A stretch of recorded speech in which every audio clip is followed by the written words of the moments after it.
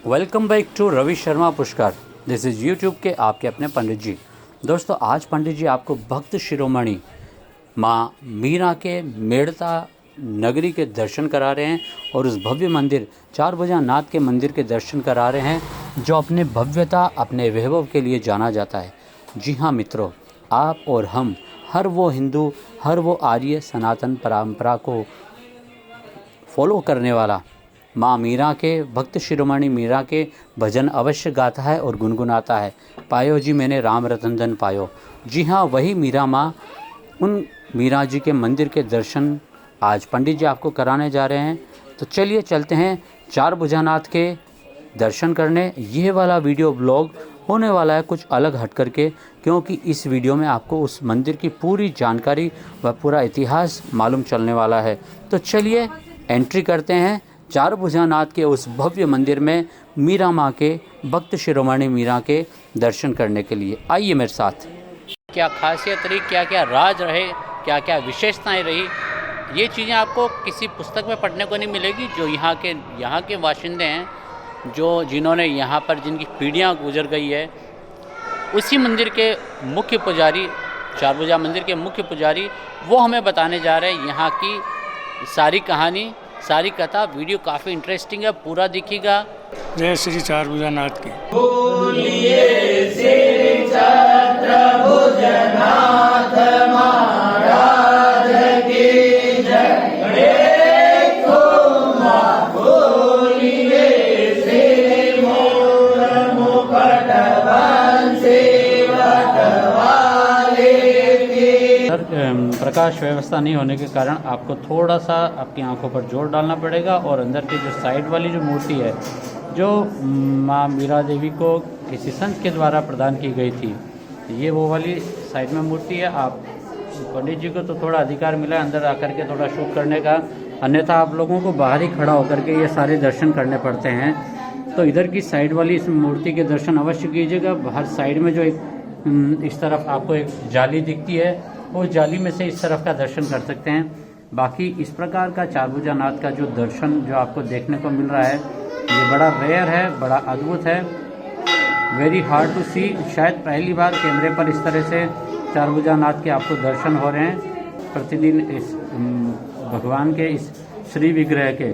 अभी जो आप श्रृंगार देख रहे हैं, ये श्रृंगार है सर्दी का श्रृंगार, जहाँ भगवान। अच्छा, मुझे पुजारी जी आके एक और बात बता रहे थे कि यहाँ पूरी एक ही साड़ी से पूरा का पूरा 20 मीटर की साड़ी का एक ही साथ श्रृंगार किया जाता है, जिसे कभी भी सिला नहीं जाता। ये जो श्री विग्रह का आप जो दर्शन कर रहे हैं, यही वह श्री विग्रह जो मीरा बाई को संत के द्वारा प्रदान की गई थी। और जो साइड में जो मूर्ति है, वो यही वाली मूर्ति है, जिसका दर्शन आप यहाँ पर साइड में इस पेंटिंग पर कर सकते हैं। मंदिर में एकदम दाईं ओर ये वाला चित्रकारी जो की हुई, बड़ी भव्य चित्रकारी, जहाँ पर मीरा बाई अपना तंदूरा बजाते हुए भगवान को अपने भावों से रिझाते हुए। जय श्री चारभुजा नाथ की। ये सबसे पहले यहाँ पे एक बाड़ा था, जहाँ पे शेर की गायें और दरबार की गायें चरती थी। उस समय धन्ना सेठ नाम का एक मोची था, उसकी गाय हमेशा यहाँ आती थी और शाम के समय वो दूध अपना आप एक बाँट के अंदर गिर जाता था, पेड़ के अंदर गिर जाता था। जब वो धन्ना सेठ ने जोधपुर मेड़ता के राजा से शिकायत की, तो उन्होंने कहा हम जांच करेंगे और आप भी जांच करो। जांच करने से ये पाया गया कि वहाँ पे एक पेड़ था, उस पेड़ के अंदर अपना आप गाय का दूध खाली हो जाता था और चली जाती थी गाय। आखिर में वहाँ के राजा को स्वप्न आया, तो उन्होंने कहा यहाँ एक चारभुजा नाथ की मूर्ति है, उसको बाहर निकलवा के मंदिर बनवाओ। उस समय उस मूर्ति को खुदवा के मूर्ति को बाहर निकलवाई गई। जब मूर्ति बाहर निकल गई चारभुजा नाथ की, जो मूर्ति अभी यहाँ लगी हुई है वही मूर्ति थी। उस समय यहाँ पर उस मूर्ति की प्राण प्रतिष्ठा कराने के लिए सारे कार्यक्रम तय कर दिए गए, पर वो कार्यक्रम यहाँ पे संपूर्ण नहीं हो सके। उसका कारण यह था कि हवन जो पहले अग्नि अपना आप पैदा की जाती थी, वो अग्नि पैदा हो नहीं रही थी, तो पंडित सब थक गए थे। तो शाम के समय फिर रात को मीरता के राजा को फ़ोन आया कि आप ऐसे करो, गांव डांगावास में शिव जी का मंदिर है, वहाँ के पुजारी हैं श्री कालू राम जी, उनको लेके आओ। तो वहाँ जाके राजा ने कालू राम जी से प्रार्थना की, तो कालू राम जी यहाँ आए। तो कालू राम जी ने ये कहा कि इस ज़मीन को और खोदो।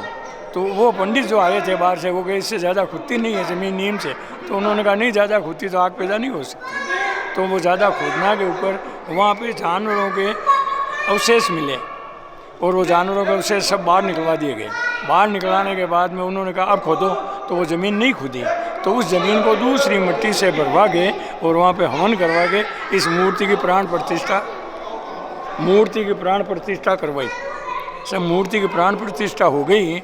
उसके बाद में जब मीरा छोटी थी तो वहाँ से रोज़ दूध का भोग आता था और चतुर्भुजनाथ के भोग लगता था उस समय।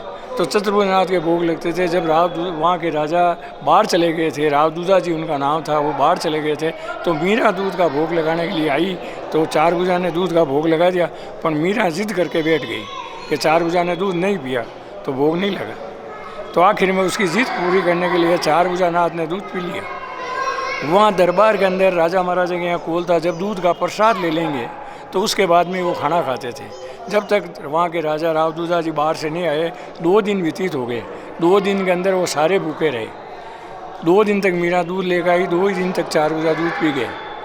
तीसरे दिन जब राजा आए तो राजा को ये कहा गया कि पुजारी है वो दूध पी जाता है और हम भूखे हैं। तो रावदूजा जी ने पुजारी को आके कहा क्या बात है, कि मुझे पता नहीं है, ये तो मीरा जाने चारभुजा जाने। तो पुजारी ने चारभुजानाथ से प्रार्थना की कि मेरी इज्जत का सवाल है और ये बात है। तो जब साइड में एक बार ही है वहाँ के राजा रावदूजा जी खड़े हो गए और जब चारभुजानाथ का भोग लगाया तो चारभुजानाथ ने सारा दूध पी लिया, थोड़ा सा दूध उसमें रख दिया और उस दूध को लेके उन्होंने खाना खाया। जब से इसकी मान और मर्यादा बढ़ गई। उसके बाद में इनके भाई थे, भतीजे थे, जेमल जी उनका नाम था। वो 1.25 घड़ी दिन सूर्य उगता था, जब तक 1.25 घड़ी तक नवचों के अंदर पूजा करते थे नग्न तलवार रख के। और उनका ये कौल था जो कि मेरे को पूजा में दखल करेगा उसकी सिर काट दूंगा। तो ये हुई जब उस समय दिल्ली के बादशाह ने मेड़ते पे हमला कर दिया। तो हमला जब मेड़ते पे किया से आए, वहाँ से पादू के पास में इनकी सीमा लगती थी, वहाँ से हवाला आए और कहा साहब सेना आ रही है, हमला कर रहे हैं, सवेरे सूर्य उगने पर वो हमला करेंगे। तब कोई भी जेमल को जगाने के लिए उठाने के लिए तैयार नहीं था। तब उनकी माताजी ने कहा मैं उठाती हूँ जाके। जब उनके माताजी उनको उठाने के लिए आए तो बाहर आवाज़ आ रही थी जेमल की जय हो, जेमल की जय हो। और जेमल उनको बाहर गेट पे मिल गए और वो वापस चली गई। जब जेमल का युद्ध हुआ, जहाँ मालकोट बना हुआ अभी उनका राजा का, उस मालकोट के पास में एक ज़मीन थी, उस ज़मीन में अंदर खुले मैदान में युद्ध हुआ। युद्ध होने पे चारभुजानाथ का कुंडल वहाँ गिर गया, कान का कुंडल वहाँ पे गिर गया। तो जब माला फेर के उठे नहीं, जब तक वो सेना वापस आ गई, जेमल की जय हो, जेमल की जय करती करती। तो जेमल जी जब उठे तो कहा बाहर आवाज़ किसकी हो रही है और चारभुजा का कुंडल कहाँ गया पुजारी जी? तो उन्होंने कहा साहब चारभुजा इतनी देर यहाँ थे ही नहीं। तब उनको ये बात हुई तो उनके एक सेनापति था, उसका नाम था सूरजमल। तो सूरजमल ने जो जेमल जी का रूप धारण किए थे चारभुजा को, उनको रिक्वेस्ट की कि आप जेमल नहीं हो, क्यों जेमल की तलवार दावे हाथ से चलती है, आपने दोनों हाथों से तलवार चलाई है, इसलिए आप जेमल नहीं हो। तो उसने सूरजमल जी को ये कहा कि ऐसी बात है कि अब आपको हम पर्चे देंगे तो आप जिंदे नहीं रह सकते और आप। तो उन्होंने कहा साहब कुछ भी हो, दर्शन तो होंगे आपके। तो उन्होंने उसको पर्चे दिया कि मैं चतुर्भुजनाथ का रूप का धारण करके जेमल बन के आया हूँ, अब तुम मेरे साथ चलो। साथ चलने पे वो आए तो पीछे से उनकी गांठी कट गई। तो वो गांठी का सिर है वो मंदिर के रसोड़े के बाहर लगा हुआ है, उसकी आज भी पूजा होती है। दड़ है जो उनके मंदिर के पीछे एक मंदिर है उसमें पड़ी है, अभी भी उसकी पूजा होती है। जब वहाँ से पूजा होती है, आज के दिन ये होता है जब चारभुजानाथ के भोजनशाला से जो भोग लगता है रसोड़े से, उस भोग का प्रसाद चारभुजा के लगने के बाद में आज भी जेमल जी के लगाया जाता है, आज भी सूरजमल जी के लगाया जाता है और सूरजमल जी उस भोग को प्राप्त करते हैं। और आज दिन तक ये कथा चल रही है बराबर। आज भी मोची समाज की तरफ से चारभुजा के सवेरे का राजभोग का प्रसाद आज भी लगता है, सवेरे का वो भोग आज भी जिनके समाज पुष्कर ट्रस्ट से उसका पेमेंट होता है। पंडित जी बताइए क्या कारण है वो मोची समाज अथवा जिनगर समाज के द्वारा ही ये भोग लगाया जाता है, उसकी क्या कथा है? उसकी ये कथा है कि जब उन्होंने ये चारभुजानाथ से प्रार्थना की तो चारभुजानाथ की प्रार्थना ने उनके सुन के कहा सबसे पहले खाना तेरे हाथ का भोग जो लगेगा वो मैं प्राप्त करूँगा।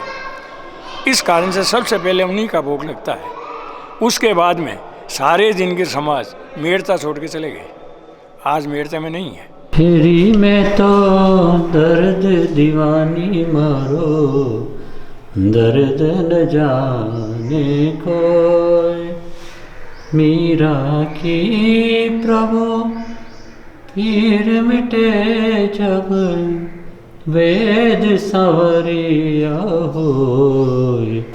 हेरी में तो प्रेम दीवानी मेरो, दर्द न जाने कोई। हेरी में तो प्रेम दीवानी मेरो, दर्द न जाने कोई। हमारे जो चारभुजा मंदिर आज 500 वर्ष पहले से ज़्यादा टाइम हो गया, और इस चारभुजा की ये इतनी मीराबाई जो विख्यात हमारे पूरे भारत के नहीं पूरे संसार में मीराबाई के नाम से आज मेड़ता जाना जाता है। और चारभुजा का इतना आशीर्वाद है हमारे मेड़ता सिटी के अंदर, आज तक कोई भी कोई परेशानी नहीं रहे। और जो चारभुजा का यहाँ हमेशा ये मोची का भोग चढ़ा जाता है, जो एक ऐतिहासिक है। सो दोस्तों, देखा ये थी सबसे मोस्ट इंटरेस्टिंग जानकारी चारभुजानाथ के इस मंदिर की। अगर आप आएँ, पुष्कर आते हैं तो मेड़ता आने का प्लान जरूर बना के रखिएगा, मेरा खास निवेदन है। तो मिलते हैं नई यात्रा पर, किसी और नए तड़के पर, हिंदुस्तान के किसी और शहर पर। तब तक के लिए जय श्री नारायण, जय पुष्कराज की, जय श्री चारभुजानाथ की और जय मीराबाई की।